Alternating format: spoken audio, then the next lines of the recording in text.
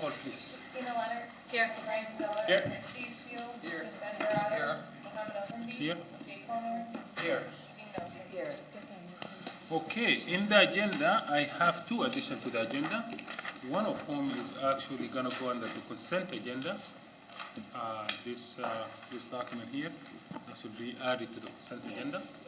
And then Bill O'Laughlin would like to speak to us about some water leak, and we'll add that one after the homeless appeal, if that's appropriate. With that, I will entertain a motion to. Second. All right, all in favor, please signify by saying aye. Aye. All right, we got our agenda for today. Public comment. Anybody would like to address the board? I don't have cards, but if anybody would like to address the board, please feel free. Right? Nobody there? Pat? We do have one additional retirement that we'd like to recognize this evening, and it wasn't recognized earlier with the other ones because it came in later during the summer, so we do want to acknowledge it and recognize it this evening, and that is for Matt Smith, social studies teacher at the middle school. Matt submitted his resignation towards the end of July, and he has served the district for 20 years. So we want to thank him for that time and wish him well now that he's moved on to retirement. Thank you. He's still the baseball coach. Yes, he is still working for the district as a coach. He's the baseball coach, that's correct. So he is still with us and we still see Matt. He's just no longer teaching social studies. I suppose with Matt's retirement and having all the time to coach the baseball, we'll see a good winning track this year. It's hard to spring. So we'll move to the our consent agenda with the addition.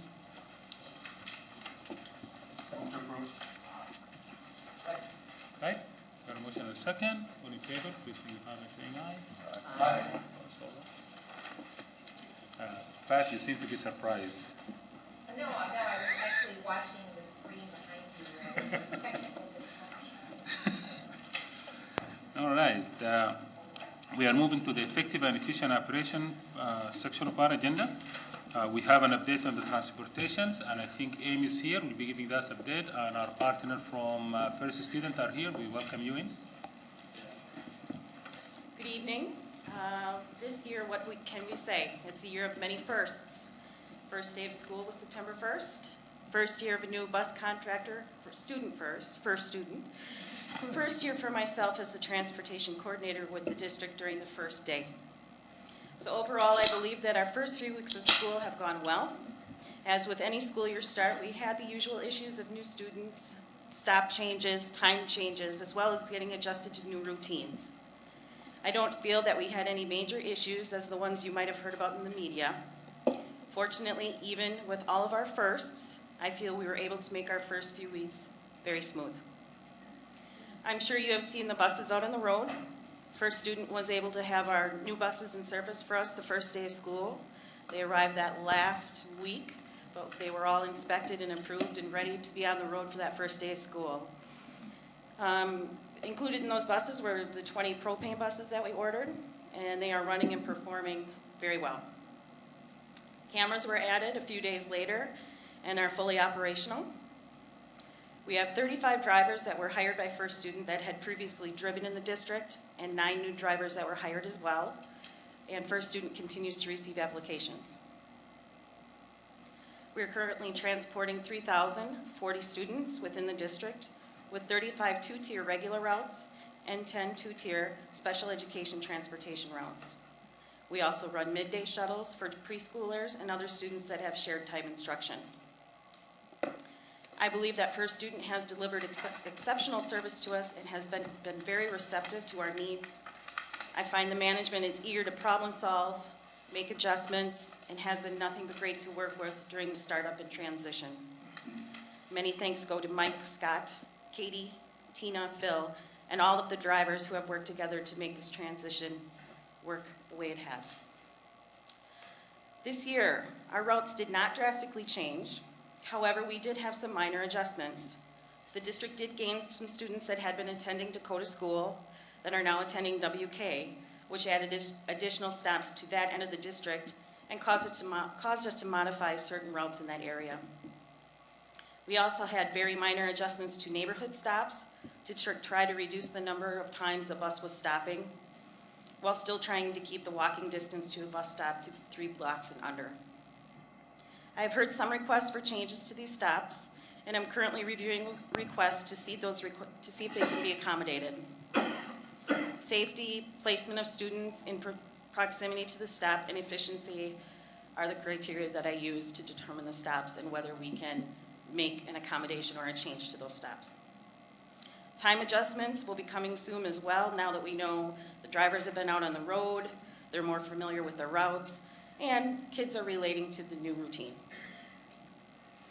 The district has revamped procedures as well with our special education students relating to transportation information. I know this is a new process that was an adjustment for those involved, but going forward, this will only improve and enhance the communication between transportation and the special education department and ensure that each department is aware of one another's needs, which can only lead to the best service for our students and our families. I always encourage if parents have any questions or comments, they may contact my office. I'm willing to listen and evaluate each suggestion and to work to find a workable solution. Any questions? Questions? I would just like to ask Amy, just out of curiosity, what is the longest amount of time that a child might ride on the bus at one time? In our transportation guide, we say that we try the longest. We do not like our children to ride for more than an hour, and I don't believe that any of our students ride more than an hour. We really try to make sure that they are under that hour. We really strive for that. We don't want the kids on the bus any longer than they need to be. Right, and we have this uniqueness with our district that we are so long and narrow, and that just brings about problems that come with it. So then I was wondering, what time would a little one first get on a bus? What's the earliest? Our earliest pickup within the district is 6:10. 6:10. We do not like to go before 6:10. And that, so then your student probably would be most likely is the first stop at the first school, first drop. Okay, then would they be the last off the bus then too? If they're first on at 6:10? We try to accommodate that if we can, if it is an efficient way to do the route, but we always try to accommodate that as well. So then the last off? Well, if they're first on, then they would be first off, because if you think they're first on in Dakota, they get dropped off here, they're probably first to pick up, and sometimes they're last off. It all depends on how the route runs. We really take a look at each run. Thank you. Mm-hmm. Jane?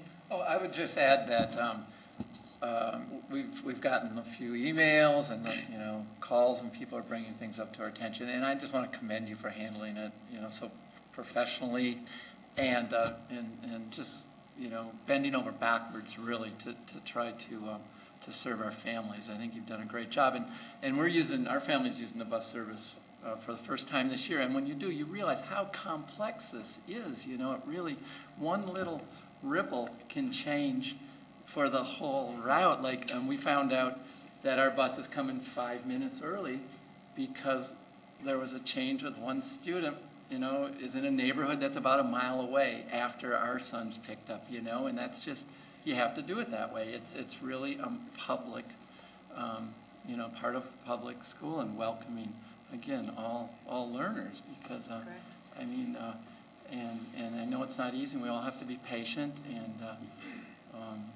keeping them safe, I think, is probably your main goal there. So Exactly. Thank you so much for working it. I know hopefully it'll calm down for you here.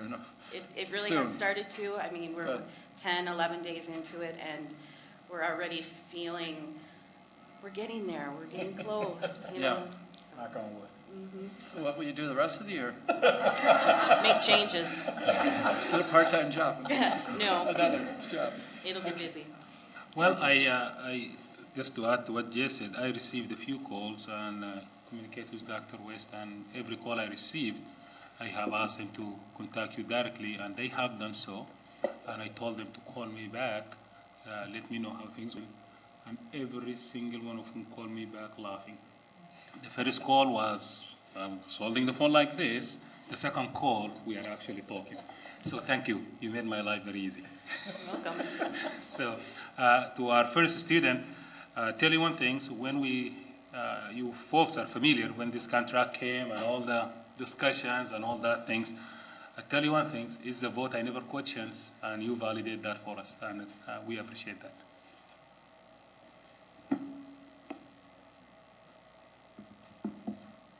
With that, thank you, Amy. Thank you for your time. Thank you. Okay, we have a quick update from Sarah. Yes, Dr. West had mentioned a while back that the board had some interest in getting an update on our OPEB trust and just where we're at with that. Last, Mr. Don Hanson from the PFM to come down and give a professional update on what that is. He has a PowerPoint prepared, but the We have a projector copy is here. not working, right, so there's a photocopy in front of each of these, so that's one of the studios, I'd let him know. All right, I can do that. Okay. Thank you for allowing me to stop down and visit with you. OPEB is something that is not always at the top of everyone's list, and the understanding is not always, it's not a pressing issue, so sometimes it takes a little refresher. And so what I thought I would do, if you want to turn to the page 2, is just give you a little bit of a background of what OPEB is and how it relates to the Winona School District. And to start this out, I need to add another acronym, GASB, that stands for Governmental Accounting Standards Board. And in about 2003, 2004, GASB initiated a position paper saying that they wanted greater transparency as how governmental entities are reporting their financial information. And for a long time, prior to that, and I'm a former school administrator myself, there was a situation where people would negotiate, groups would negotiate contracts that had retirement benefits, but there was no real accounting for it in the current year. It was something that was put off for a while, and it just happened. So GASB said, we need to stop that. We need to implement some new changes. So GASB put out the standard, and so now you have OPEB, Other Post-Employment Benefits. And OPEB in your district, as is most of the cases in the clients that we're working with in Minnesota, deals with health insurance or some type of benefit that you're providing retired employees. It's a contractual obligation that you have. The only way that you could really get out of it is if you renegotiated contracts, and that's not real easy to do. But so you have this contractual obligation.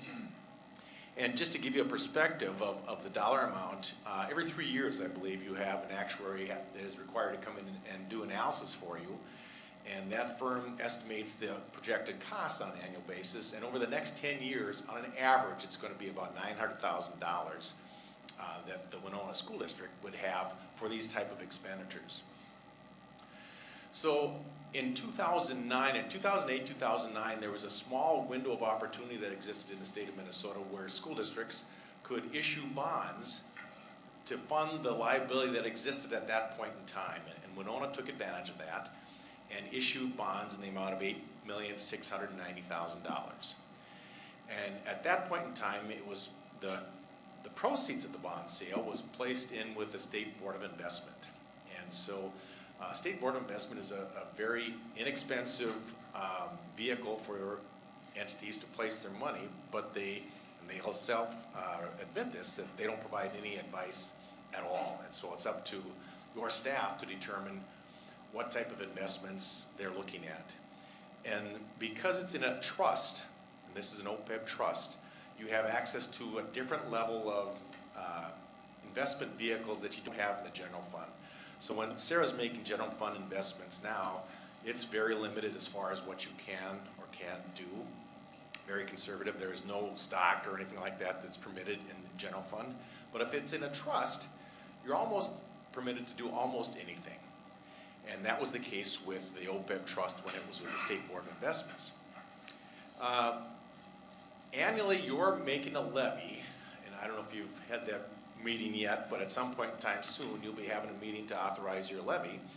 And you're paying off those bonds over probably 20 years, 25 years or something like that.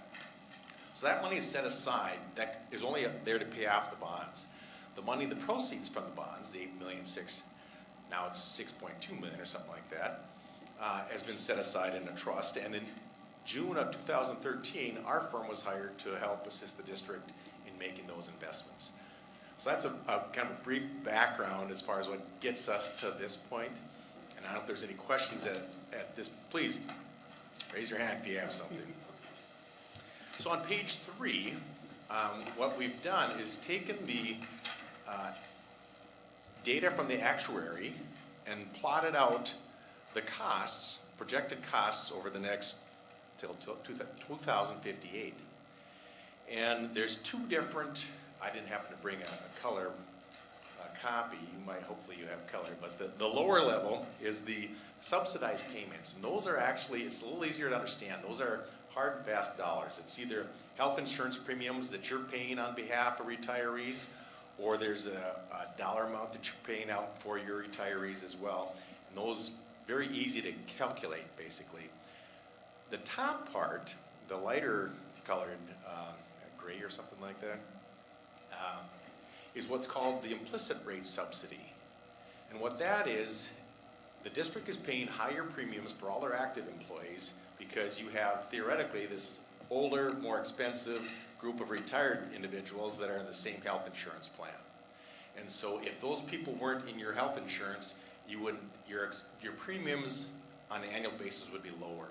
And so the difference between what you should be paying if those retirees weren't in your group and what you are paying is the implicit rate subsidy. So it's a little bit fuzzier, if you will. So what this chart on page 3 shows you is what the annual expenditures are. And again, I said it averages out to about $900,000 a year for the first 10 years, but then it starts to drop off. Yes, sir. Like in 2058, it looks like the subsidized payment, that's what we pay out, okay? That's Yes. right? Yes. And the implicit subsidized, it seems to be higher. What that mean? I'm a little bit lost on that one.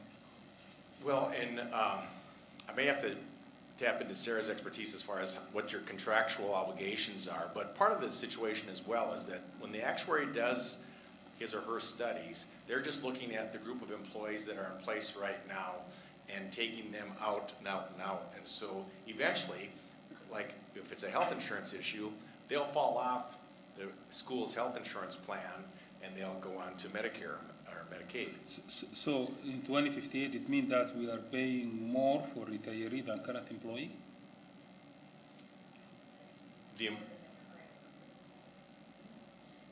It means that the implicit rate subsidy is more than what the benefits that are being paid out, direct benefits for retirees. And so because of those retirees still being on the health insurance plan, the rates that we're paying out to for all premiums. Active employees. All active employees and retirees, as the case may be, or what have you, are higher, and that just is a larger portion of the total cost than it is now. So the implicit subsidized only, that's the cost of retiree insurance, that's right? In a simple way. No, think of it more as an opportunity cost, Oh, okay. okay?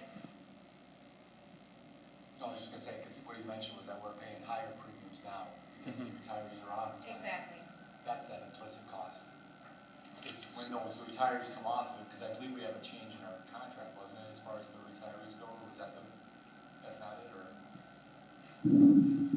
Retirees can stay in our plan indefinitely, and that's actually Minnesota law Okay. for public employees that allows them to continue on.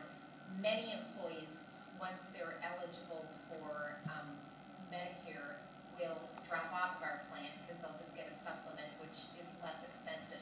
We don't pay the premium for retirees once they leave, but they can continue on in the plan. Right, and you have to keep in mind that the information that the actuary pulls together on what those costs may be, in 2058, it's all based on trend information, and they're just applying it out and making their best guess on what those costs may be. and just to add a little bit further on the actuary study, so what they do is they estimate mortality rate, they estimate what health insurance costs are gonna do, they estimate how many people are gonna participate after age 65 and so on and so forth. And there's a lot of estimates, and what you'll find is that they're reasonably accurate, but they're updated every 3 years, and then you get a new, you would have a new chart in 3 years essentially. So the key thing, however, is that, so if you look at page 4, what we've done is taken that same chart that was on page 3, but now I've added on there, and you have to look at the right side, right axis, if you will. That's your OPEB trust balance, and it's about 6.2 million now. And if you took out the actuarial maximum amount that you could on each year, how long would that last if you had different returns? Because we don't know what the rate of returns are going to be. If it was a 2% rate of return, that trust balance would run out somewhere around 2023. If it was a 4% return, it would be 2 years later, and so on and so forth to the right. And even the far right, that ends up expiring in 2035, is a 10% return. And I'm not suggesting anything as far as we'll talk about what the fund has actually performed, but this is just speculation. If it was 2%, 4%, 6%, 8, or 10, how long it would take. And the key thing here is that if the trust expires, those expenditures still have to be coming out of someplace. It's going to come out of your general fund. And so just like like I said, it's a contractual obligation. You want this trust to last as long as it possibly can, so that you don't have to take the money that's used for transportation or school supplies or salaries and using that for these other post-employment benefits. So based on the trends here, so far we've been between the 2 and a 5 in the return. Well, if I can ask your patience for 1 minute, we'll get there in 1 minute here. So on page 5, if you would. All right. There's 2 boxes of information. The first box on the top is what our firm projects the returns of different asset classes, the first one being U.S. equity, the next one international equity, and so on and so forth. What our firm thinks it's going to be an average over the next 5 years is the intermediate, and then long-term projection on the right side. So we think equities as a whole is going to be about 7.5% over the 5-year run and 7.7% over long term. Generally, and you probably have all heard this from individual investment advisors, an equity exposure is going to outperform something in CDs or fixed income or something like that. Now on the bottom box, that shows these are different benchmarks, industry-wide benchmarks that tells you what they have done historically over the last year, 3 years, 5 years, 7 years, and 10 years. And so the Russell 3000, as an example, is probably the most prevalent use of a benchmark that ties to the U.S. equity market. And so this last year, it's 0.4%.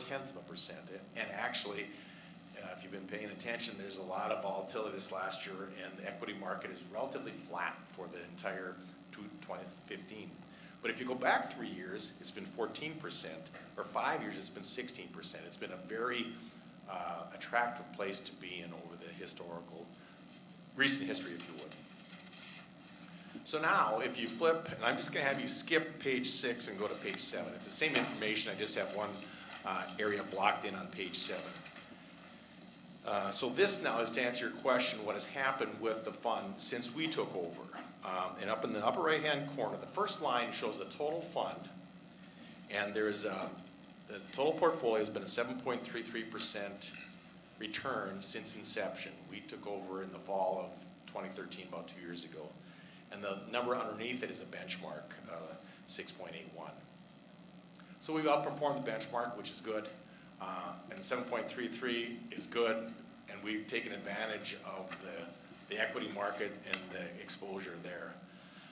But now if you think of that, and now if you flip back to page 4, we've had a very good run over the last 2 years at 7.3%. And if you look at where 8% is on page 4, that trust is not going to last very long if that's continued in that regard.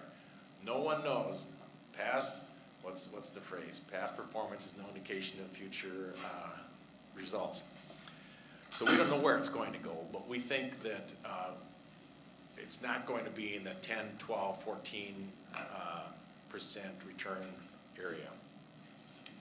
The rest of this page, just so you know, is we operate as such as a manager of managers. So all of your funds are in different mutual funds, and it lists each of the mutual funds there. There's a portion that's in domestic equity, there's a portion in international equity, and a portion in fixed income.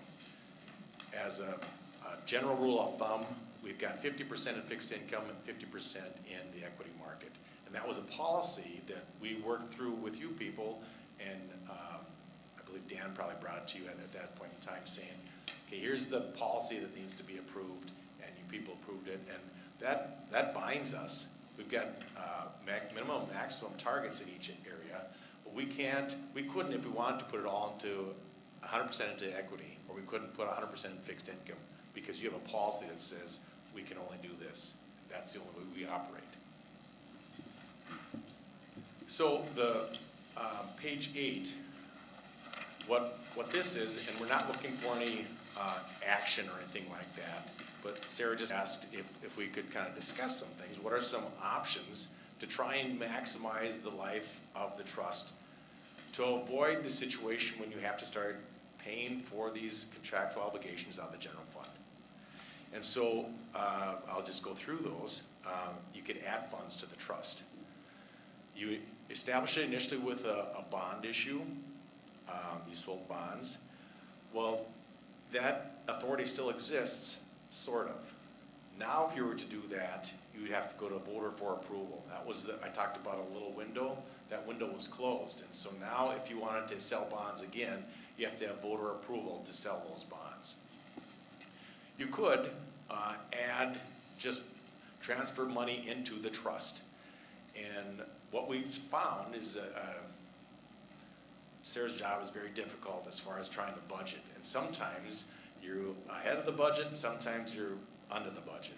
Sometimes if you're ahead of the budget, that might be a very good opportunity to transfer funds, general funds, into the trust. Once it's in the trust, it can only be used for other post-employment benefits. It can't come back out because you've got an irrevocable trust.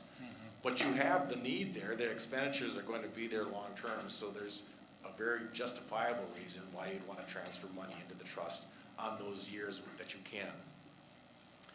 There's a small window also for additional levy authority, and the biggest stumbling point there is that you have to sunset the participation in the other post-employment benefits, which requires negotiations process again. And so that's a possibility. It doesn't amount to a whole lot, quite frankly, but it's a possibility. You could modify the asset allocation. I said that we were at 50-50, 50% in equity, 50% in fixed income. Of the clients that we serve in Minnesota, the highest ratio of equity is 60-40, 60% equity and 40% fixed income. So you're not far from that. And frankly, as a firm, we would start feeling a little bit uncomfortable if you got over 60 even, because there's a higher likelihood you have a higher return, but there's far more volatility. And like I said, I'm a former school administrator, and I don't like to be talking to people if there is a real down market, and all of a sudden how do you explain that? So, but that's a possibility. You could look at some changes there. And the last thing is simply delay transfers from the trust. So you could transfer less than actuarially permitted. So rather than the $900,000 that you are legally permitted each year, you pick a number, $750 or $650 or whatever the case may be, and just do that. And I've got an example shortly of showing that. Or you could simply, we're not going to transfer in this year or next year or some other year going forward, and just put that into the bucket, if you would. So on page 9, I reran that same analysis, assuming that you wouldn't make any transfer in the first 2 years. So you could legally transfer $900,000 out if you wanted to, but just said, no, we're not going to do it. And so that what ends up happening then is you would need to have a 7.55% return to completely fund the liability at that point in time. Still not quite where we've experienced recently, but closer than not doing anything, obviously. All of these things, if I may add, you're not locking yourself into anything. It's not like you make a decision now and next year you want to do something different, you can do that. But this is the implication of not sending anything, not taking anything out of the trust for the first 2 years. Page 10 shows the impact of just transferring out the actual subsidized portion of it. And so that implicit rate subsidy that I talked about would just not be transferred at that point in time. So it's kind of a combination, you're taking less out than necessary. And to do that, you would fund the entire thing with a 9.7% return. So there's still something that you'd have to do down the road at some point in time. But the key is, to me anyway, is just to be aware of it, to be thinking about it, to understand the fact that if you do nothing, at some point in time in the future, and I don't know when that is, you're going to be taking general fund money to pay for these other post-employment benefits. And at the same time, frankly, that you're paying off borrowing from when you put these bonds in place in 2009 as well. So am I correct if I say that on the no payment for 2 years, so so that will hit our general fund because we have to pay the obligation out of the general fund? Exactly, we have to, if we chose not to make any payments, or not to pull any funds out of the trust for 2 years, we'd be looking at roughly $900,000 that we'd have to find in the general fund. So that will be true for page 10 also, that's right? Page 10 is a little bit different in that rather than not making any payments out of the trust during those years, we would only take those subsidized payments. And for us, what that is like pre-funding of retirement benefits. You know, we put $2,000 per year per teacher into their retirement account to kind of get ahead of the game. Those types of things, and direct retirement benefits only, rather than doing the implicit rate subsidy. And so if you think about it this way, let's say we've got $2 million worth of medical insurance payments, premiums that we pay in a year. The actuary comes out and says, okay, $129,000 of that cost we're saying is implicit rate subsidy. You're paying $129,000 more in insurance, costs because you got these older folks on your insurance plan. And so instead of transferring that amount out of the trust, that we would absorb in the general fund. So we're, for example, in 2015, that dollar amount is like $129,000. So it's a pill that's much easier to swallow. Ideally, I mean, if you had twice as much money in the trust right now, then you would want to take out as much as you possibly could. You want to take out the subsidized and the implicit, because then you're subsidizing the general fund essentially. Yes. Right. But we don't have that situation here. We've got less money than we need, so. And that's exactly what's been going on for several years, is we've been pulling that implicit rate subsidy out of the trust and bringing it into the general fund, because that's where those medical insurance premiums are being paid out of. And so what it's done is it's helped us balance the general fund budget, to the tune of, say, anywhere between $150,000 and $250,000 per year, depending on what that actuary study comes back at. So we have three options in a summary. Option one, Sarah come up with more money and put it there. That's hit the general fund, and you said in good years, those far on in between, we don't really see many of those coming. And then I guess the two options you mentioned on page 9 and 10, if we would like to extend the life of this fund to 2058. That's the big if. I mean, I would add that you wouldn't have to do anything different, but then what you have to do is accept the fact that some point down the road, you're going to be taking this entire cost out of the general fund, and that trust is gone, so you wouldn't have any Yeah, I don't think that's a good option for this board to do, kick the can down the road. I think we should work with Sarah and Dr. West and try to figure something. Any other questions? Well, I was going to say, if I'm reading this right, that someday could come relatively quick, right? I mean, as I look at number 4, page number 4, even at 7 or 8, relatively quick, it could come as early as 2023. So Yeah. it's not, well, it's not far away. And especially when you look at, I don't know, that lavender line, that 10% is pretty darn rosy, isn't it? Yeah, no, that's a very valid point, that it's not that far down the road when you really look at the big picture. It's certainly not gonna carry out to the end of the obligation, and all of a sudden, well, if you're at that point and you spent down the entire trust, you don't have a lot of options at that point. It comes out of the general fund or it comes out of the general fund. Don, would we be able to refinance the original bond at a lower rate? Is that, Certainly. rates right now are, Yeah. I just heard on the radio, they're not going up again. Is Yeah, that? you can certainly do that. That really doesn't impact, however, what we're talking about here, because you borrowed the money, you're levying for that and paying that back. What we did here is just, or what you did, is take the money that, the proceeds of that, selling those bonds and set those aside.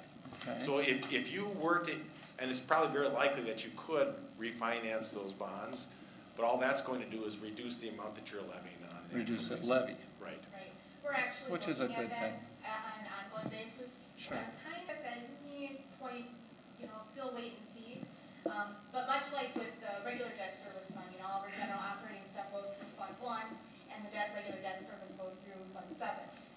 Two completely separate things. If we refinance the debt issue for middle school, it doesn't have any bearing on the general fund. It's the same with this. We run the trust through Fund 45, and that's where all of these expenditures that we're talking about run through. But the debt related to it goes through Fund 47, has its own revenue stream, and the only expenditures coming out of there are the debt issues. So if we were to refinance, though, is a good thing, because it would reduce the levy for our taxpayers. That's always something we want to do. It wouldn't help the situation with the trust itself. Right. But it would, if you reduce the levy, there might be a little more capacity there in the future if, If it I could mean, it's help with just, like you levy said, it's a stuff, good yes. thing. Yeah, it's a good thing to do for the community. But it has to be, right, it has to be worthwhile. Exactly, yep. Thank you. Facilities, everything that we do that makes this operation less efficient than can be affects this. We're talking about money coming out of the general fund. I will continue to beat that dead horse because that continues to hang over us. That is a big expense. And there is really only ultimately one pot.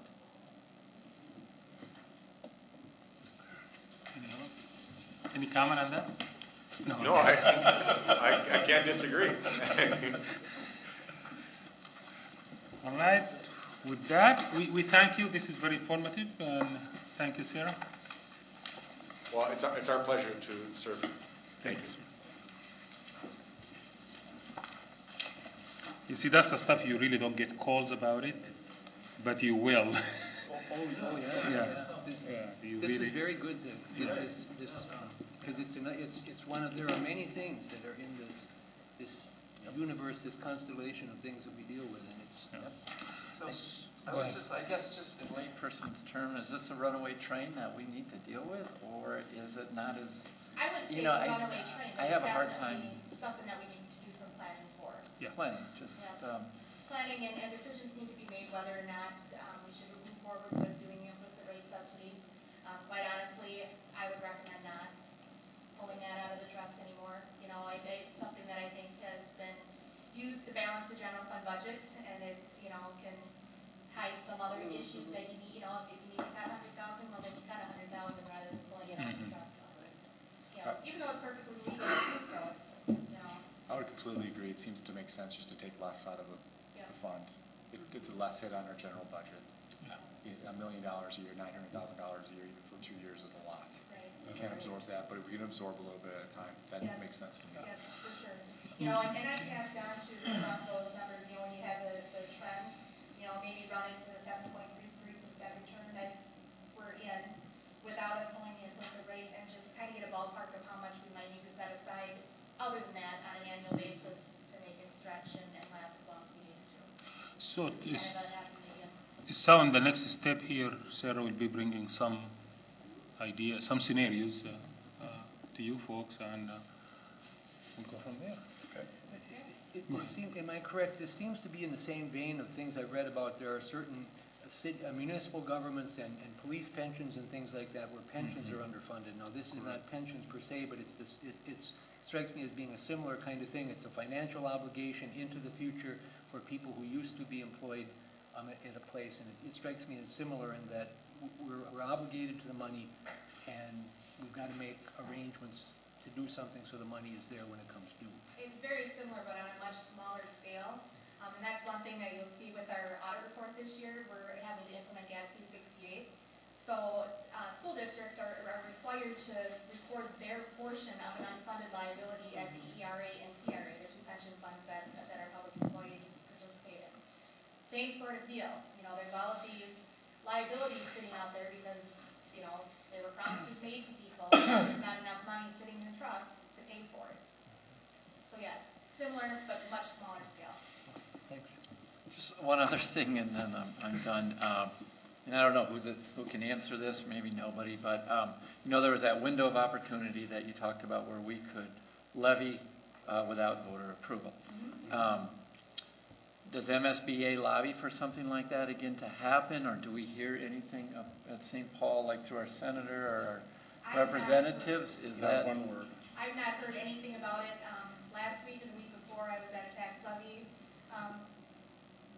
thing put out by NASPO, and they kind of chuckled. If you got in on the 2009 window, count yourself lucky. Okay. You don't foresee that coming back ever again. okay? So I thought it would be a good thing.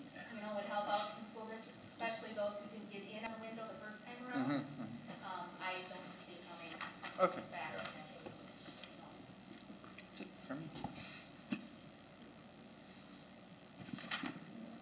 Any other questions? All right, we are in page 28.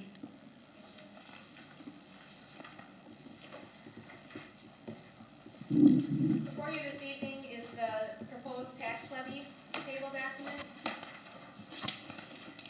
Looks like this. I sent an email to you earlier this week and Yes. let you know that I wasn't able to get the numbers to you any sooner than tonight. I've been waiting patiently for the Department of Education to get their numbers calculated. At 5:26 this evening, I got another email from them saying that they had run yet another calculation. So before the meeting, I logged on, and to my amazement, our numbers did not change. So I'm very hopeful that the department is done running calculations. Just a review of the levy process, September 8th was the date that the levy documents were due to school districts. That in no way, shape, or form means that they were final or even reliable at that point. The Department of Education can make changes to these numbers up until September 30th. September 30th is also the date that the district has to certify the proposed levy to the county. Okay? So because this is our final meeting in December, in which we can do wishful thinking. Since it's our last meeting in September, tonight's the night that I need you to go ahead and certify the proposed levy. I mentioned this last year. I'll refresh your memory because I know that you're not levy dorks like me, but school boards can either approve a maximum certified levy or a specific dollar amount. And the practice has always been to approve the maximum, which just means that the school board reserves the right to levy for the maximum amount allowed under the law. One of the reasons why that's a good plan is because if you certify a proposed specific dollar amount levy, you're locked into that dollar amount. And if tomorrow the Department of Ed runs another calculation and realizes that, oh shoot, we shorted Winona $100,000, you're locked in, you don't get that extra $100,000. So at this point in the game, we always certify a proposed maximum levy. As of September 30th, then that gets locked down. When that happens, and when the department gets their system completely up and running, I'll be able to print off the paperwork, and then Director Nelson will need to sign off on that, and I'll need to get that to the county. In December, specifically December 3rd, we'll have the truth and taxation hearing, and at that point, it'll be final numbers, and I'll go through the numbers in more great detail for you at that point. So, we can go over a summary of where the numbers are shaking out. I'm projecting an overall decrease of 6.6% across all funds. You can see there that the general fund is looking like about a 7.31% decrease. The largest portion of that is the voter-approved referendum, down about $1.4 million. And there's several factors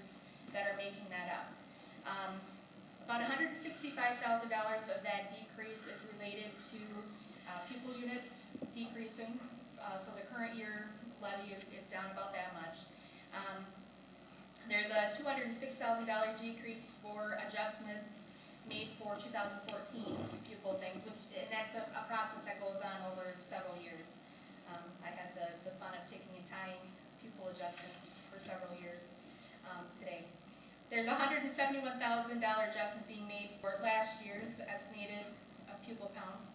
And the largest portion of that is because in the prior year, we had a very large positive adjustment, about $850,000, related to 2013 pupil counts.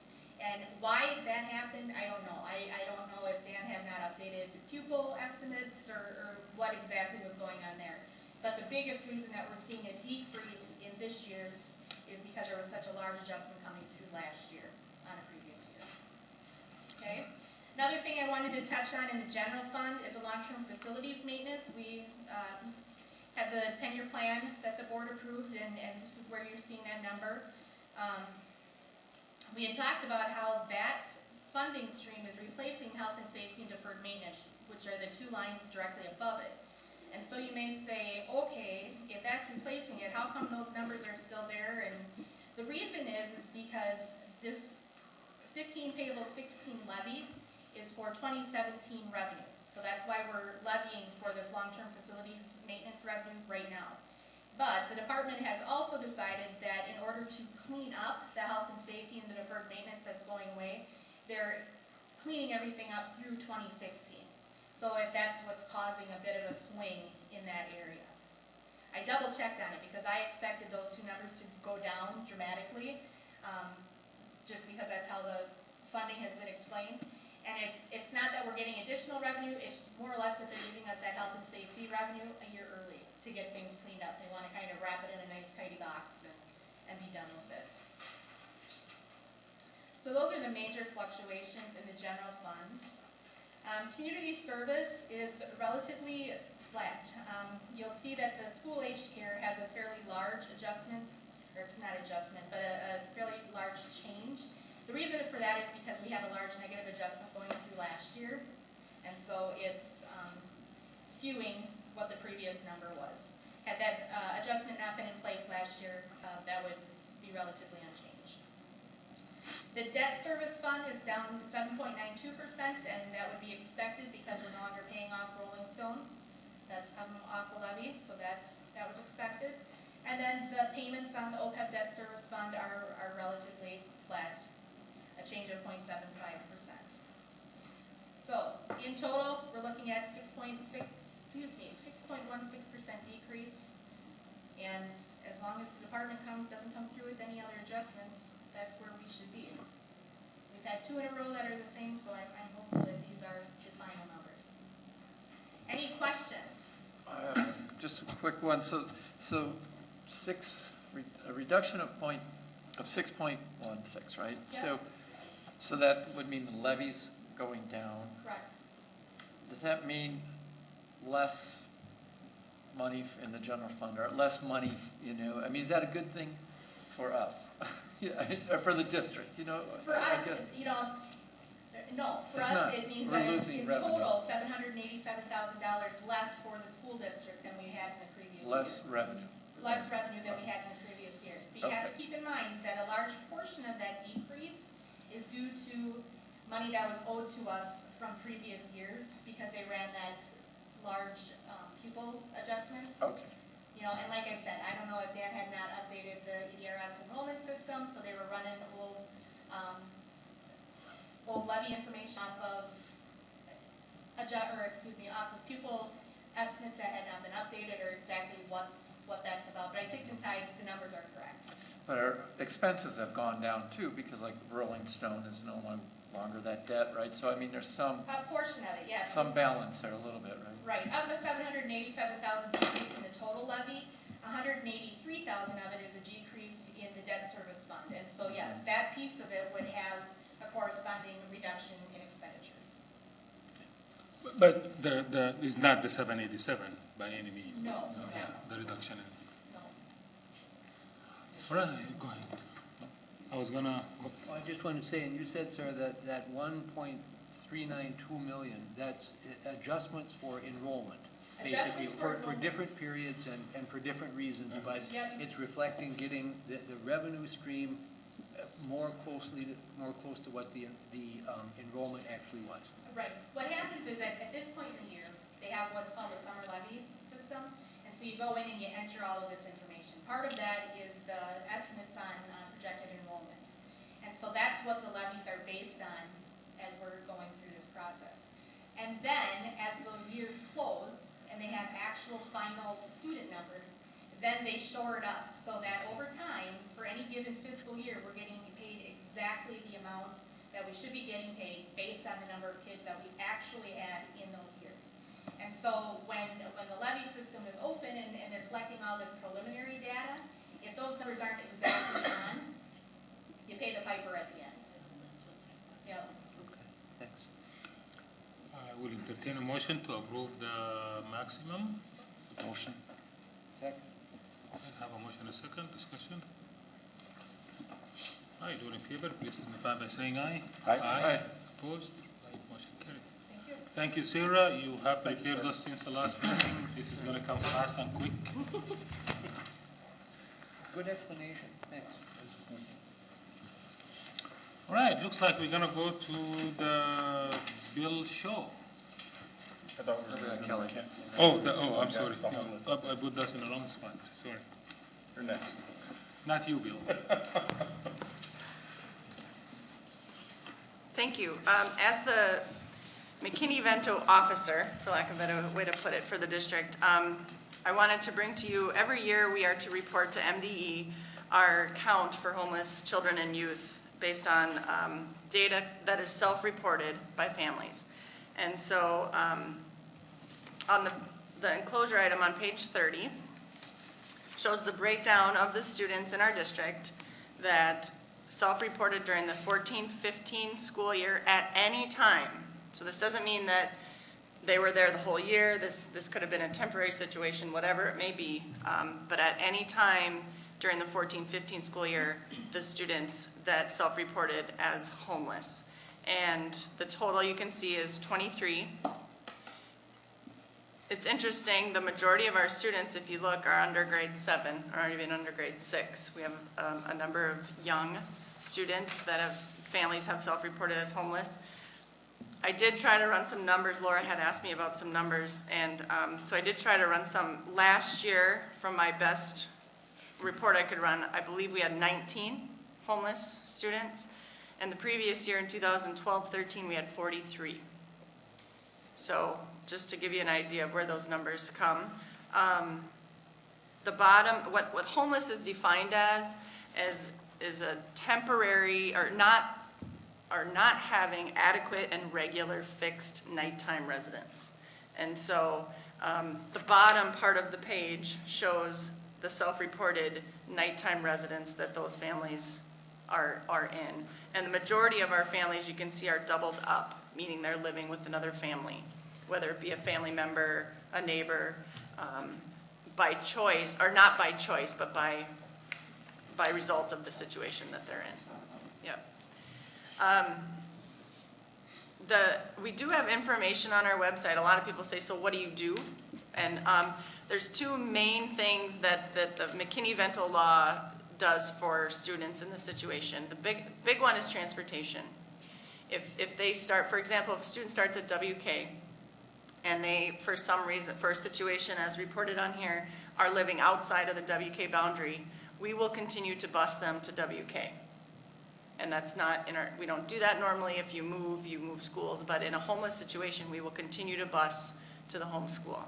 So that's the biggest one. Another one is enrollment. If a family comes and they have completed the McKinney-Vento questionnaire, we enroll them without much of the paperwork that we require from other families, official birth certificate or anything about birth, immunizations, those type of things that families may not have access to because of a situation that they're in. So those are the two big areas that this law was meant to protect, and that's the two big areas that the school is involved. There's not a lot of funding attached. I get that question all the time. We have about $100 in our federal funds to provide supplies and things like that for students. But this is an amazing community, and there are a lot of community organizations that step up, and we have a list of those on our website. I've talked to them individually. I know Margaret does a lot of work with some of the organizations in making those connections. We have Flex Funds, we have Ready Set School, just making the connections with these families. So You said we have $100 from the federal. We have $100 in our federal funds that's set aside for our McKinney-Vento. Me and Steve Shield, somebody asked us that question some time ago because they thought there is some thousands of dollars where we can get them an apartment and things like that. I just want to be clear to correct that. We really don't have the fund, for example, to go for more than what the $100 can cover. No, we don't. $100 I wish we did, I do. $100 is the whole works. $100. That's not $100 per homeless. Correct. That's $100 period. Total budget. But like I said, this is it's on our website, so I didn't make copies, but it's just resources, and there are organizations that will find rent, and they will pay rent for a month or two or whatever they need, those types of things, so. Go ahead. I want to say that it's commendable that we have a lot of organizations in the community that offers help, but when I see whether it's 23 or the 40 that in previous years, that's really troubling. I have to believe that if a student doesn't have a permanent place, they probably come to school hungry, without supplies or whatever, they're behind. And we get a lot of the blame for a problem that's a societal problem. And like I say, in a country like in which we're living, when I see these numbers, to me, it's troubling. And that was one reason we wanted to bring it to the board, that, you know, even in Winona, we have some families that are in this situation. So you brought up hungry, and that's a good point that I failed to mention, that and as soon as this form is completed and filled out, it goes to school nutrition, transportation, and the principal and the counselor of the school that the student's in. So we do provide breakfast and lunch for these families. So, but I agree with a lot of your statements. So right now, when I look at those numbers, if I'm reading them right, we have 23 homeless students. Correct. From last year. For 14, 15. Yes. I ask, what would prompt them to self-report that they are homeless? Because pride comes into this sometimes, so that I'm not going to tell you if I am homeless, because I'm, too proud. Right. So. That's often the situation in the doubled up category especially. We're just staying with a friend. It's okay, I'm not homeless, I bet you have a lot of that. Yep. And we don't push those families. We certainly don't, the biggest reason is transportation. Transportation. So that they can continue to attend their home school regardless of where they live, even if they live out of state. We're so close to the border that we run into that, and so, yeah. So the biggest reason is transportation, and I would say the second biggest reason is food service. Yes. And the other reason I will add, the resource that's available when they self-report, we have expert that can point them to where they could get help from. So that's something that I think you mentioned it earlier. Yeah. I think that's worth a lot. Madam Director, it's still under, we still see high school kids not reporting, families not reporting because of the stigma, but there is that piece around transportation and food. They do want to eat, and this is the way they can do that. Yeah, right. I just think sometimes, the number might actually be greater. Oh, absolutely. I think. Absolutely. Absolutely. Any self-reported data, I absolutely would agree with that. I would bet that it is greater at, throughout the year. Yep. Certain times. There's the volatility in some families. Now, we've got a couple of, or maybe just one way by which food goes home, right? Now, I'm hoping and assuming that when somebody is identified like this, there's maybe an extra step taken to make sure that, was it Emily Casilius was Yep. here? The backpack program, Yeah, or- absolutely. Yeah. Definitely a service that we can connect them with in our schools. And then our ALC has a food shelf on site as well, so, That, I think, is a fabulous thing, that the Absolutely. ELC has that food shelf on site.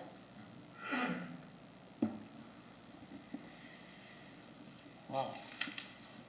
Yeah, well, isn't something like 20% of the American population, 18 or under, classified as children, lives in poverty? And that's according to that very artificially low standard. I mean, you look at what the poverty level is and do the math and try to live on that. Well, that's one reason why I think home ec or facts class, and especially the cooking part, Yeah. is so popular, because the kids get to eat what they cook. And they learn how to cook some of those little recipes, you know, wherever they're staying. I mean, there's great benefit from that.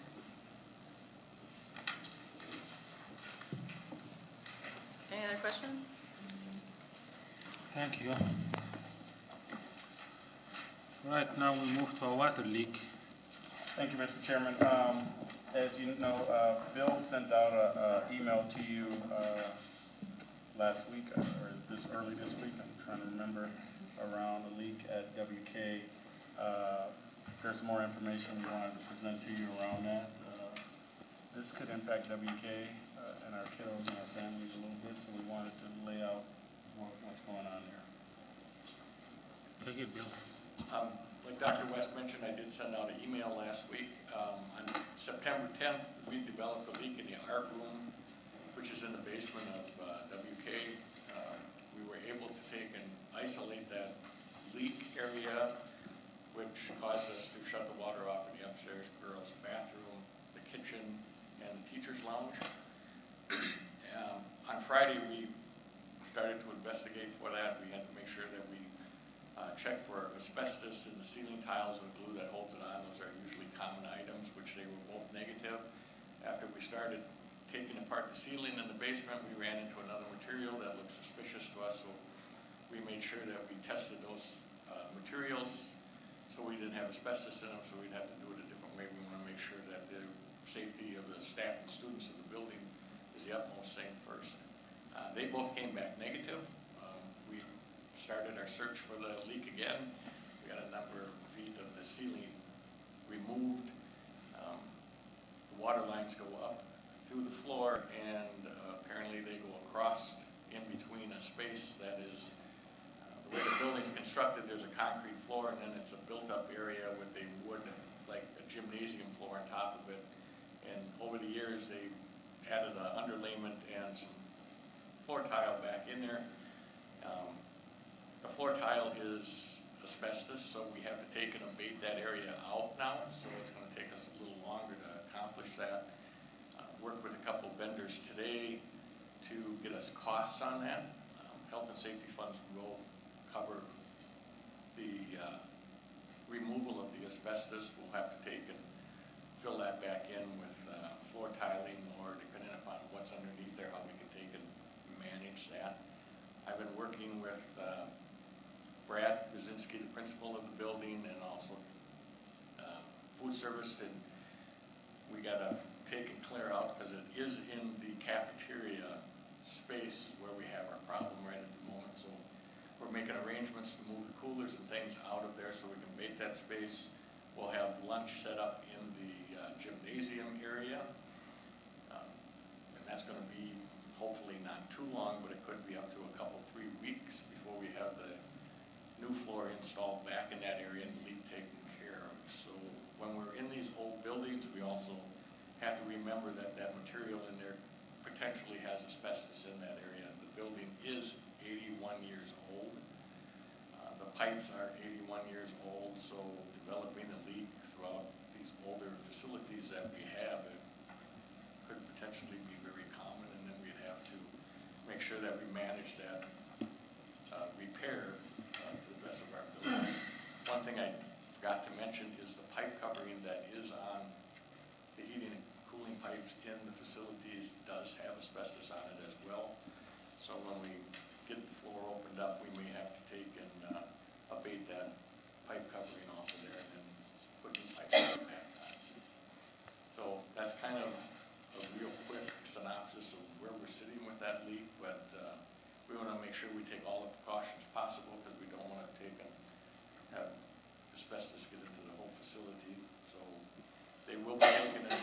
assuming that next Friday they're gonna start. They're gonna take and abate it over the weekend. We'll take some air sample tests on Sunday. We'll get the clearance back in, and then we'll take down the containment area, and it'll be open up and safe for anybody to walk through that area. And we'll be able to take and repair the pipe. If there's any questions? So is it just the lunch area then, that is, or what parts of the school operation are affected by it? You said lunch, they're gonna move to. There's a girls' bathroom that doesn't have any water on the second floor. There is the kitchen in the cafeteria area that doesn't have any water, and the teacher's lounge, which is back to back of that area. They don't have any water to the sinks in there. We are able to adjust their lunch schedule down there and use a sink that is located close by for small cleanup areas, and all the dishes and things are being shipped back to the high school and cleaned there. So we're transporting a few more things. We're changing up the lunch schedule. We'll be making some more modifications to that lunch as we move it into the gymnasium area as well. There is a hand washing station, isn't there, in the hallway? Does that have water? Yes, and that's what we're using for washing hands, of course. We do have a hand washing sink in the kitchen, and our employees have to make sure that they wash their hands a lot of times when they're serving food. So it is convenient that that sink is right outside. The soap that we need to wash our hands is right outside that area as well. Did I understand you correctly to say that the leak came from a pipe embedded in the concrete? It comes up through the floor and then goes vertically across between two levels of floor and then up into the area where a sink is. Okay, is it embedded in concrete? No, well, we don't know 100% that it's embedded in the concrete because we have to take the wood floor off. Yeah, right. We're presuming that it's running between the two different layers of floor. Bill, is that, most of that work done in-house, or do you have to contract out for the, like the To abate demolition? the asbestos out, we're hiring that out. That out. This abatement company, they have the equipment and skill, I guess, to abate that out without having any issue. As for fixing and repairing the plumbing pipes, we do have a plumber on staff that will do that. And do we, is any of the damage or any of that covered by insurance?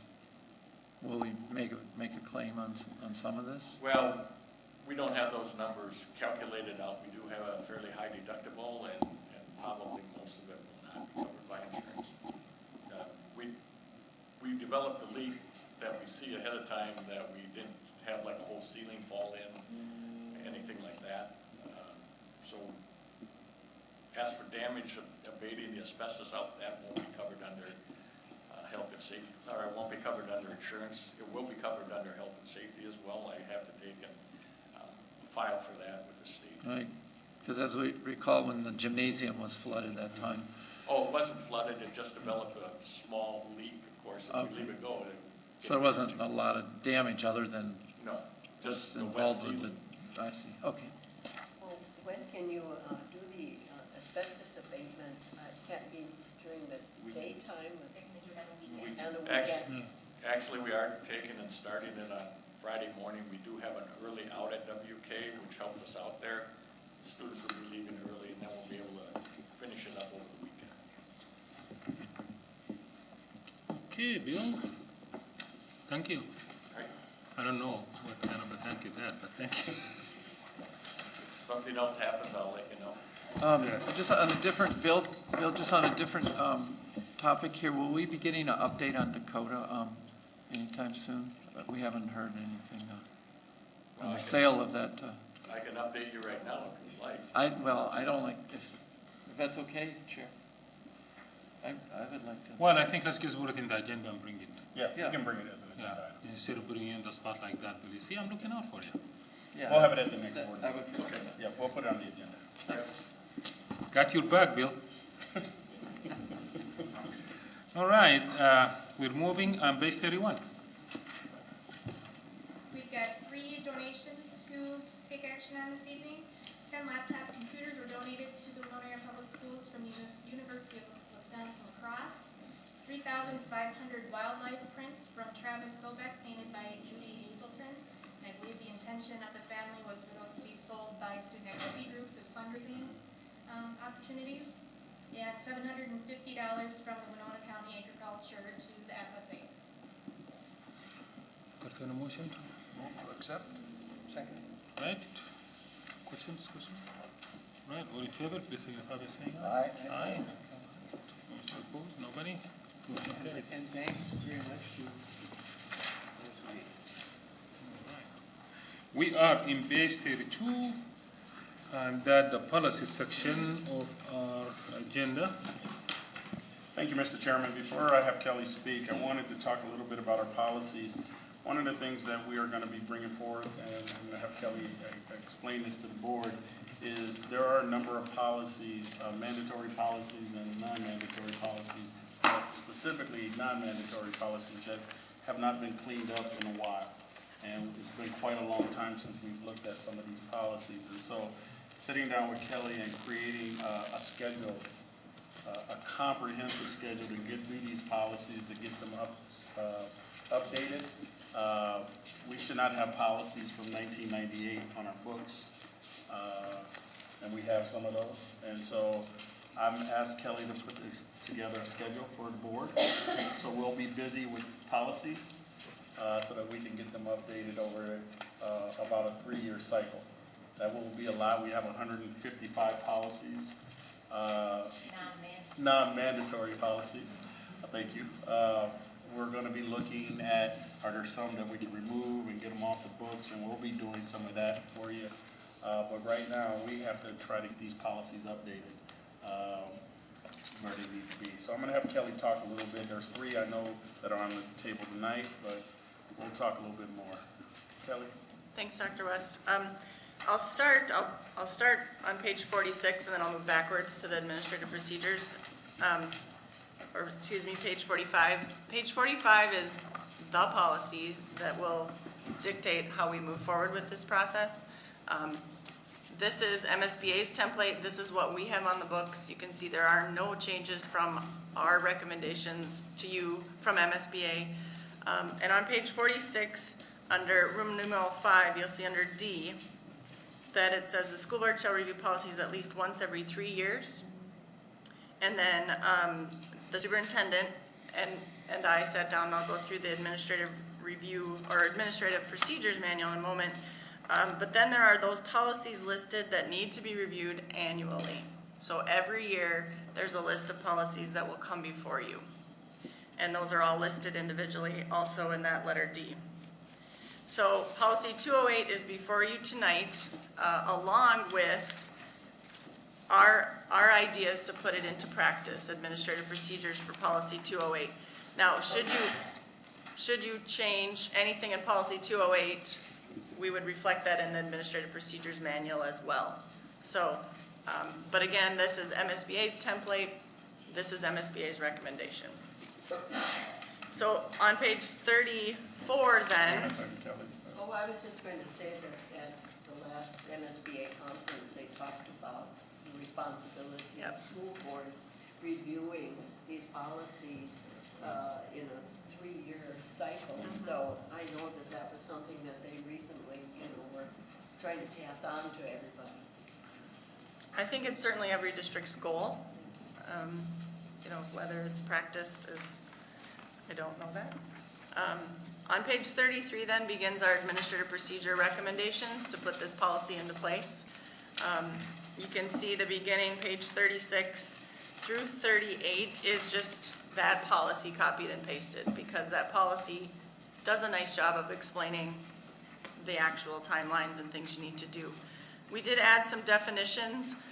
The MSBA policy service, this is the School Board Association policies that they put forth, and they recommend school districts have these in place or have this language in place, and we subscribe to that policy service. So all of the policies that we have, unless we tell you, like there are, I believe the foreign exchange policy is the only one we have that is not an MSBA policy, but it's a district policy.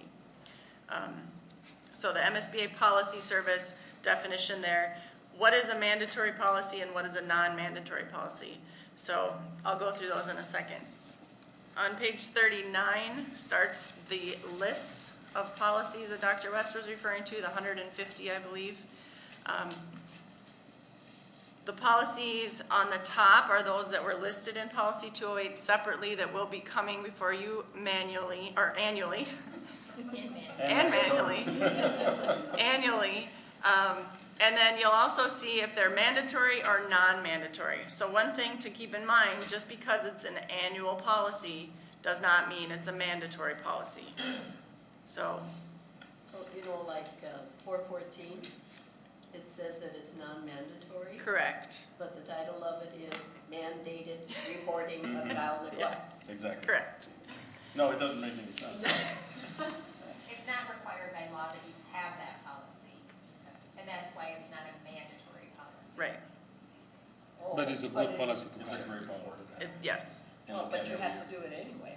You have to, Yes. yes. So, Yes.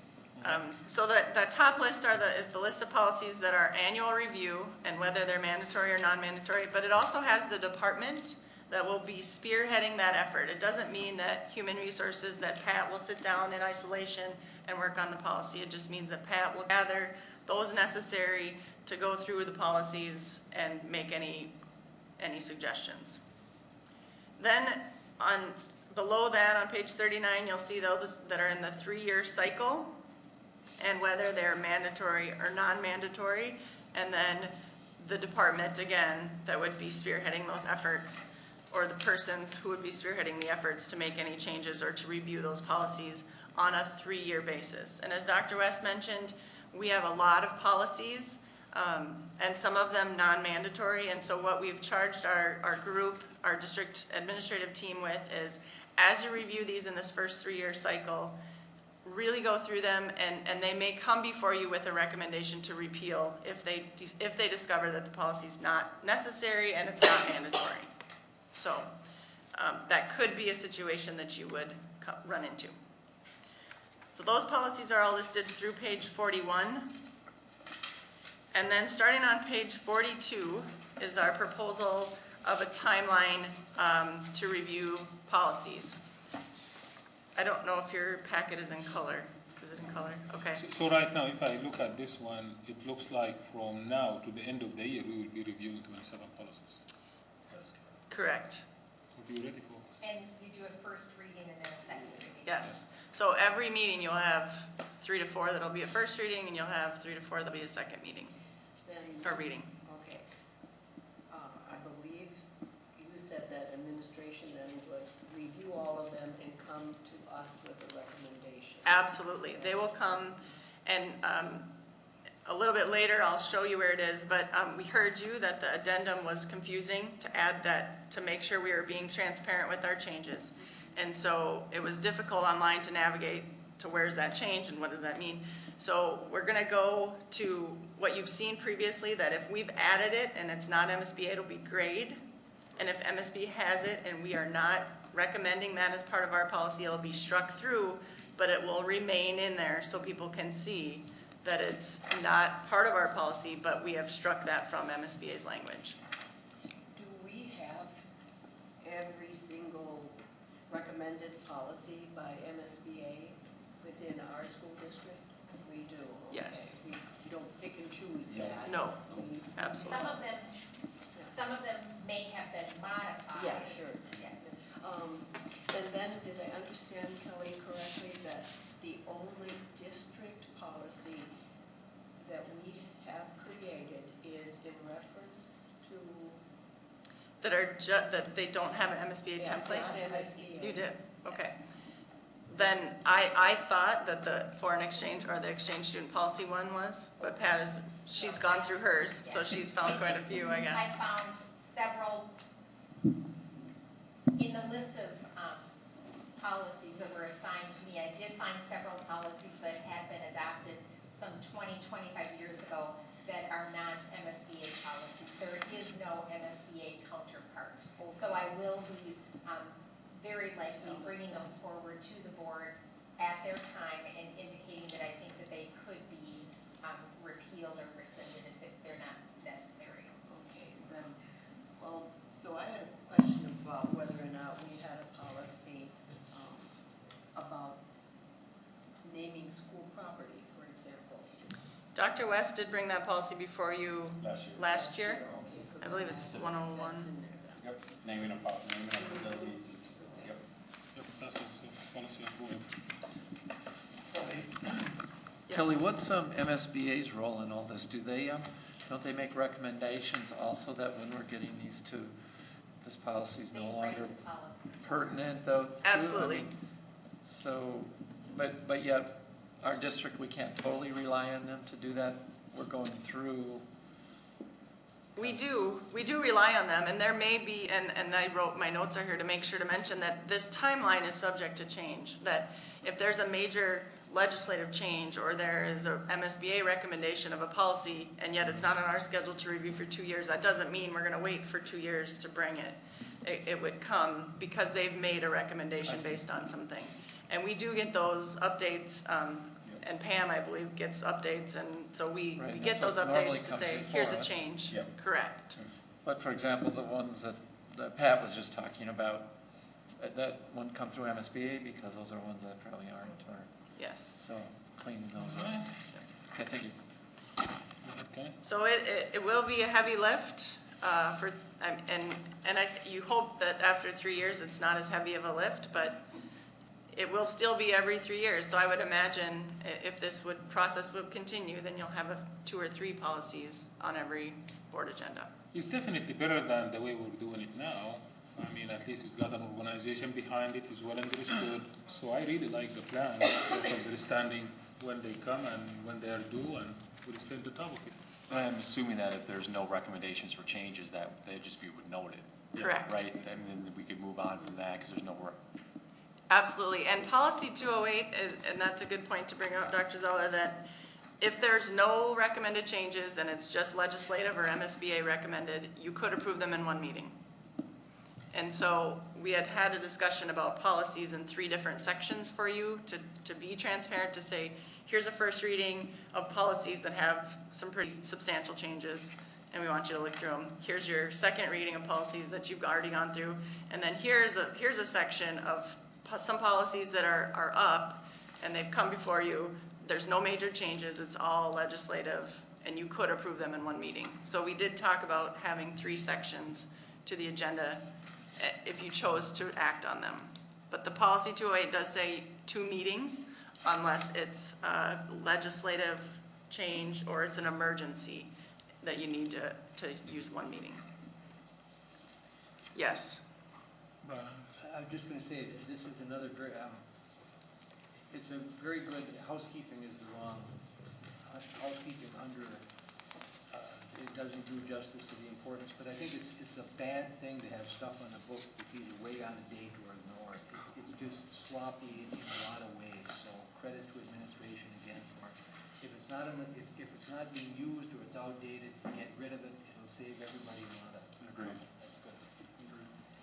And Kelly just to said it best, it's a heavy lift, with so many, so we're gonna have to go through, and credit to Kelly, she's read just about each one of them, and, could probably walk you through them all, but, I think there are gonna be some we're gonna ask the board to repeal, and, Yes. but yeah, it's a heavy lift this first 3 years. If there are any that we don't need or Right. outmoded, Yeah, let's get them. trash 'em. Mhm. And just to, even though if you go on our website now and a policy says 2010, it doesn't mean that there's been changes and they're not in there. It just means it hasn't come before you in this official process. More than likely, the policy is very similar, if not the same, than what's on there. But as we had discussion, it's just important that when someone goes on there, they see the most current year that it could have been reviewed. Even though it's 2010 and there's no changes, it's still 5 years old. So there may not be a lot of changes to a lot of these policies that'll come before you. But at least it'll say 2015. Correct. And parents in our community can go on and say, the board has acted on that policy. All right. Anything else, Kelly? Question for Kelly?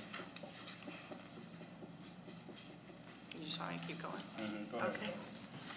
On page 48 then is the second policy before you tonight. And the reason both of these are because 208 and 305 go hand in hand. This is just about the implementation of policy in that on the general statement that the administration is authorized to develop guidelines and directives to implement these policies. And so that's where those administrative procedure manuals will come before you as, here's how we're going to put this policy into play. So that's what this policy is telling you. Any questions on those? The last policy is one of the first policies then before you for review, policy 515. And on page 55 of your board packet, you can see that this is what it will look like when it comes to you and when it's posted, that any recommended changes will be grayed like that. So you'll be able to read the policy through with knowing that the changes are grayed. So you can see that number 8 under statement of rights of the parents and eligible students meaning those over 18. We've added number 8 as a recommendation for the board. Can you explain number 8 to me? How do I explain number 8? The right to determine the gender of record. Correct. The student can't determine Yes. what, okay, At okay. 18. The student can determine, or the family, if the student's under 18, the gender of record in our learning management system, Infinite Campus. Not learning. Related to that, maybe I didn't read it thoroughly enough, but on page 59, down at the bottom, part of the same thing, I think. At a minimum, the district shall disclose the following information to the juvenile justice system under this paragraph: student's name, home address. I'm at the very bottom of the page. Should gender be in there too? That would be an addition for us to say. I was just wondering. I think that's at a minimum. Generally, when a student is placed in a juvenile justice system, we get a release of records from them because they're also the educational entity for the student because they're under 18. So we send all records. So that would be something else if so we would choose. But general practice is that all of the student records go because that student is in a different institution, correctional and educational as well. Would this be the right place to talk about preferred name? Preferred name? I'm Muhammad, I like to be called Kelly. We do allow that. We have a nickname function in Infinite Campus. So we do have to have the legal name of record in Infinite Campus. However, we do have a nickname section in that we can put what the student prefers to be called. And even if it's not even related, like Muhammad and Kelly, we put that in there. Okay. And so teachers see it, parents see it, it's in there, but the record reflects the student's given name or birth name and the birth certificate. Which is we have to because that's the Correct. legal name. There is just a lot of buzz those days with preferred name Yep. and sexual orientations Yep. and what you prefer. I mean, my understanding there is some federal discussion also happening in that area. That would be nice, So- because we've received little direction when we've inquired about it, so, yeah. You said there's a nickname function, well then, if the student says, I want to be called this, with documents like report cards and things like that, which name appears on those documents? That's a good question. I know the legal name does. Yes. I just don't know if the nickname also does. I can find that out for you. Oh, it's no big deal. But I know the legal name is what's printed. I ran into it a lot with diplomas and students who wanted different names on diplomas, and we print the legal name on the diplomas as well. We just went through this exercise, Steve, and we find out that there is very a few places where we can show the preferred name. Class roster, advising rosters, and very much that's it. The rest of it is all has to be the legal name yet. Yeah. With the exception if you want to change it, you pay the $1,000, you change your name, you bring the document, then that preferred name become the legal name. Thank you for that. This is actually very good.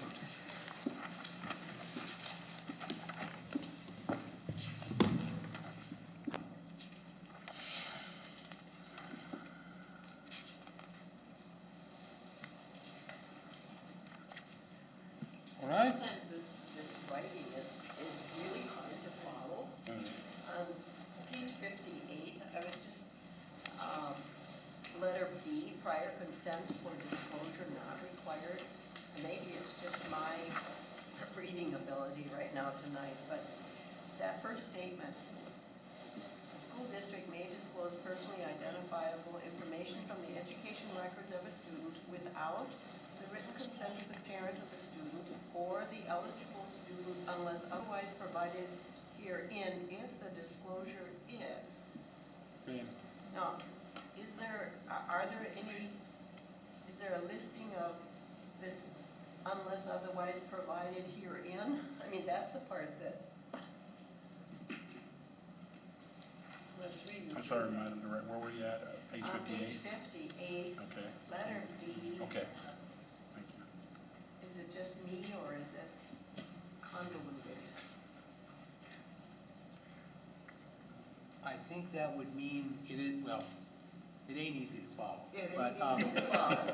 But I think that would mean, I wonder if that, unless otherwise provided herein, if there's some other exception someplace in this section But I that did- would make it so that that the school district could not disclose. I know, and I was reading through it and I couldn't find any. Well, So then I thought, well, what gives? I don't know. This is the hard part of doing homework, to be prepared for the board, because I'm trying to figure out what it means. Yes. I'm sure Kelly will figure it next All meeting. right. It's written by lawyers. That's exactly right, it's all attorneys, yeah. Yeah. Well, just looking through here, anything else, what's on this section?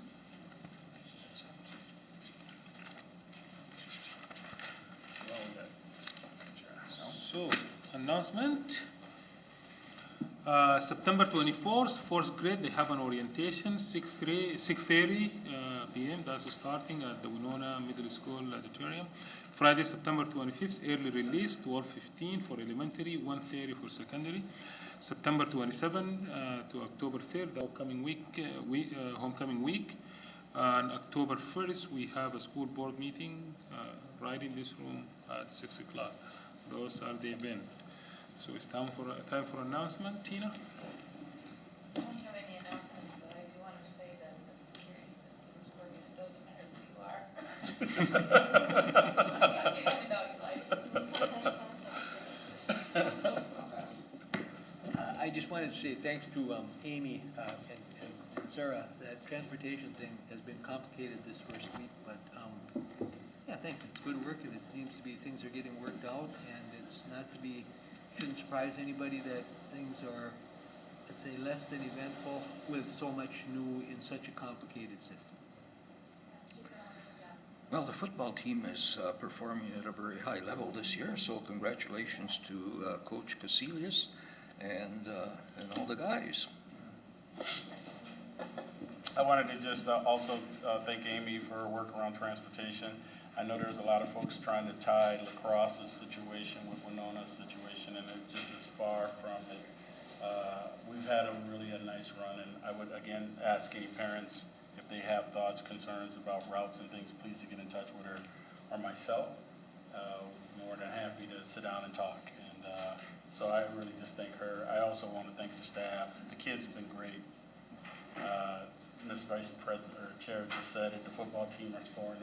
We're going to be 5-0 tomorrow night. So we're all excited. We're feeling pretty good about things. So. I'll pass. I would just make a brief note about the fact that the community was invited to a meeting at Maplewood Homes, I believe it was, and there was, and this was the Human Rights Commission related to a topic within the community. There was a good turnout for it. I think what this whole situation represents is very much a teachable moment for the whole community, in that I think a start has occurred in that there was conversation, and I would just hope that there is more conversation and potentially perhaps mediation, but it's communication in every form, whether it's through symbols or if it's through gestures or whatever. But the only way that things like this that can be resolved is for serious people to sit down and talk about things.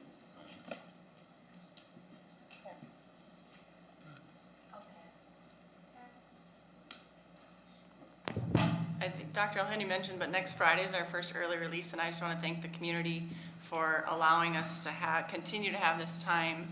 We did restructure our PLCs a little bit this year, and that teachers are meeting regularly on a regular basis, but this early release time really allows for K-12 alignment. We've got all of our grade levels getting together in PLCs. We've got 5th through 12th grade getting together. So I think PLCs are proven, research-based, and that's one of the best ways to improve student achievement. So thank you, community. I know it can be a hassle, but it's definitely time that our teachers use wisely. So thank you. With that, I will entertain a motion to adjourn. Motion to adjourn? Right, all in favor, please signify by saying Aye. Mohammed, congratulations. It's your record. aye. I don't think Brian will agree with that. I don't think Brian will agree with that. He said I beat my record. I said, no, Brian will agree with that.